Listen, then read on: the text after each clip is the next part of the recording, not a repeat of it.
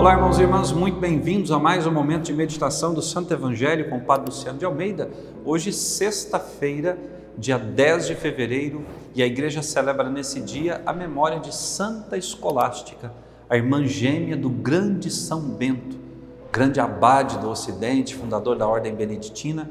E essa mulher, irmã gêmea desse grande santo, também chegou às honras dos altares por sua docilidade ao Espírito Santo. Ela que fundou a Ordem Beneditina Feminina, nos ajude hoje a meditarmos a palavra e nós também termos o desejo sincero da santidade. E eu quero te convidar a tomar em mãos o Evangelho que está em Marcos, capítulo 7, versículos de 31 a 37. Naquele tempo, Jesus saiu de novo da região de Tiro, passou por Sidônia e continuou até o mar da Galileia, atravessando a região da Decápole. Trouxeram então um homem surdo que falava com dificuldade e pediram que Jesus lhe impusesse a mão. Jesus afastou-se com o homem para fora da multidão.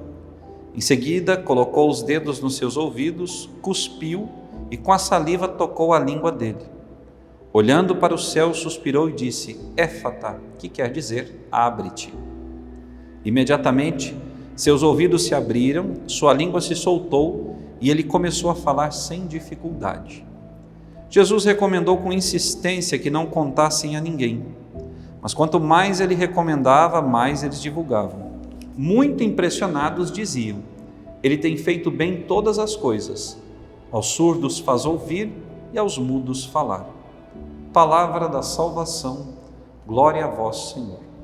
Vejam, meus irmãos e minhas irmãs, nosso Senhor Jesus Cristo hoje volta para Galileia, vem da região da Decápole, ou seja, naquilo que hoje é a Jordânia.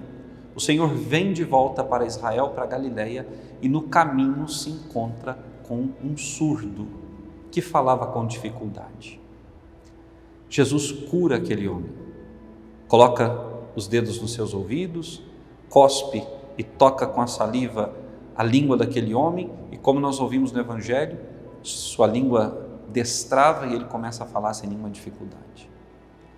Quantas vezes nós nos fazemos surdos diante do chamado, da vontade e do convite de Deus?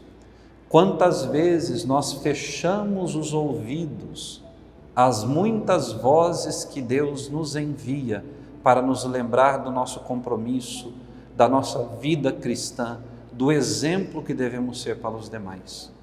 Ainda nessa semana em que está muito presente no nosso coração o Evangelho de domingo passado, vós sois o sal da terra e a luz do mundo, quantas vezes nós não obedecemos ao Senhor e deixamos de ser luz e sal na vida dos nossos irmãos e irmãs?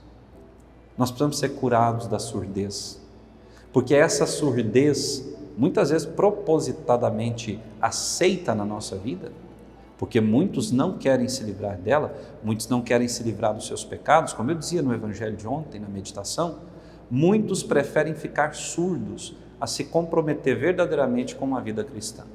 Esses são aqueles dos quais eu já falei aqui, os católicos jujuba. Parecem bons católicos por fora, mas por dentro não têm consistência e firmeza. São surdos, mudos, ouvem aquilo que querem ouvir e quase nem falam daquilo que ouviram, mas soltam sua língua em calúnia, em difamação e não em restauração e conversão da vida própria e da vida de tantos irmãos e irmãs. Jesus hoje precisa tocar os nossos ouvidos e fazer com que nós ouçamos a verdade, verdade que dói. Ora, quantas vezes nós perseveramos num erro, quantas vezes nós insistimos num caminho esse do qual muita gente já falou, quantos nos alertaram, quantos disseram não vai por aí, esse não é o caminho que Deus deseja, e nós obstinadamente seguimos aquele caminho. Quantas vezes nós já fechamos os ouvidos aos conselhos de pai, mãe, irmãos, amigos, avós, padrinhos, conselho de um chefe, conselho de um professor, do sacerdote da comunidade? Quantas vezes nós já fechamos os nossos ouvidos porque não queríamos admitir os nossos erros, as nossas falhas e as nossas misérias?